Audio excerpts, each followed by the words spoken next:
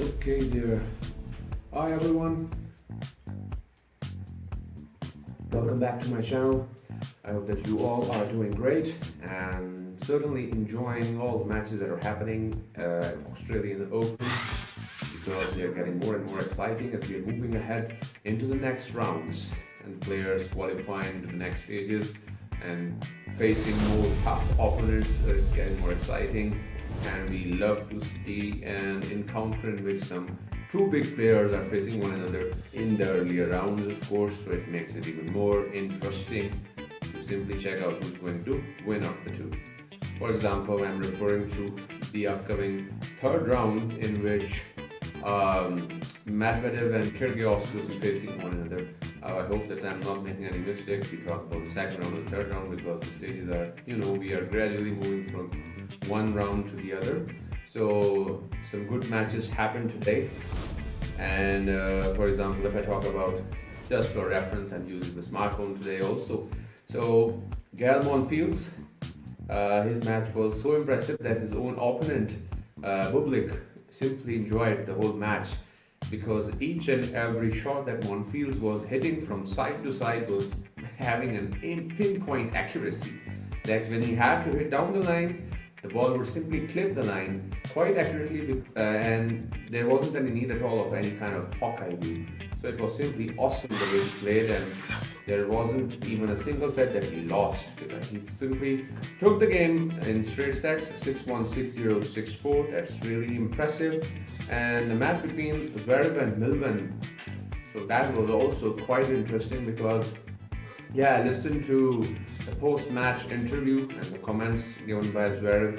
You can check it out on YouTube also. It's quite easily available, in which, the interview turned out to be quite interesting, quite funny, because Zverev was simply saying that, I know the crowd is not going to support me that much, but still, simply crowd is the one that simply brings emotions into the game, and it's because of all the emotions that they enter into the game that makes it quite exciting and interesting. So those were some good compliments from his side. But returning back to the match that happened between him and Millman, excellent hitting side to side. There wasn't even a single moment in which I would say that Millman simply got easy, or he simply went loose for each shot. He was hitting hard and he was giving some good returns against all the ground strokes that was simply hit by Zverev towards him.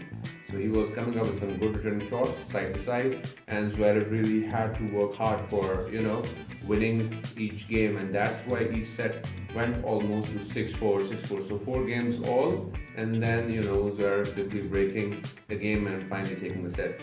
It's only the last set in which we feel like Millman has simply given up hope that there is no chance of coming back. The guy is 32, so you can expect that kind of thing to happen. On the other side, when you have such a big opponent, young, energetic, I guess 25, and a player like Zverev, so you know how tough it can get. Because according to him, he was saying that I kept my plan was that I'm going to keep it slow, I'm going to hit it slow, but in actual reality, he was hitting quite hard. I could feel it, I could see it the way they both were hitting. So yeah, these things happen. Karatsev, as I told you, being quite dominant, quite interesting, having a good control, and simply, losing the first set. But after that, against McDonald, he simply showed some outstanding performance. Catching up, as I said, was also nice. I'm looking for some other players, for example, alcaraz, garfia. So, the Spaniard that I mentioned in the previous video also. Once again, showing some outstanding performance, simply displaying that he has the experience of facing the tougher opponents, experienced players, and he can simply defeat them. So it's quite obvious the way he has simply defeated Rajovic. So 6-2, 6-1, 7-5 is not bad at all. I can simply say that he's doing an awesome job, and we can expect him to be facing some even more tougher opponent, but he's going to give them a tough time because the guy really has what it takes to beat them. He can move side to side, he can run fast, he can hit very strong. So these are the things that are of course required to be a winner. Bertini is also doing, Belgium is also doing an excellent job, a quite good hitter. I saw his game and then basically I was expecting from him that he even in both cases, if I talk about all the Grand Slams final, the one in which of course Djokovic was there, like Djokovic was there in like every final, I would say. So against Medvedev, yeah, he showed an outstanding performance. In the French Open final, I simply expected that Tsitsipas is simply going to take the title this time and turning the history, of course. In Wimbledon final, he was hitting hard and he came strong, and he took one of the sets also. So Bertini was also very talented and a very nice player. He plays strong. So and he's showing the same talent over here also. Losing, I guess, the second set, but after all, 6-1, 6-4, 6-1 is not bad at all. Like that's how he's taken it. Nadal showing once again his experience over all the other things that are happening on the other side of the court. Yeah, he has simply defeated Hanfman quite easily. 6-2, 6-3, 6-4 is not bad at all. Shapovalov had to fight for it, because I saw the match, the way it went. It wasn't bad at all. The other guy, Korean, I guess. So Kwon gave him a real tough time. That's why both the first and second set, and even the third one, went to a tiebreak. So that wasn't bad. Like I can say that Shapovalov was like kind of lucky to win the first set, because after that, Kwon has simply taken two sets through a tiebreak. But simply look at the performance of that guy. Then Shapovalov started to get more dominant, taking the fourth set 7-5 and finally 6-2. So yeah, then he simply showed his talent, but if had there been a scenario in which he would have lost the first set, so the tables would have turned. So you can see the kind of stuff that is happening here. Yeah, the other matches are also not bad at all. I was very happy to see Osaka. In the ladies' side, she simply displayed an utter dominance on court. Even if you check out the highlights, he would simply receive the serve, and it wasn't like she just wishes to return the ball towards the opponent. She would simply hit it so hard down the line that the point was already over. That's how she was playing. If I take out her statistics so that I can just simply talk about it easily. Against Brendel, I hope that I'm pronouncing the name right. So 6-love in the first set. That's how she simply took the first set, and after that 6-4, a little competitive, but I could see that she was quite dominant when we talk about the game.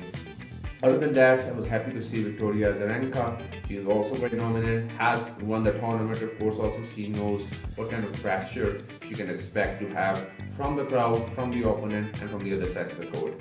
So she's also doing great, and as I mentioned, the upcoming matches tomorrow are going to be quite exciting, in which we will be having some big players that will be playing. As you can see over here, as I mentioned, Medvedev is going to be facing Nick Kyrgios. So we know the kind of entertainer he is.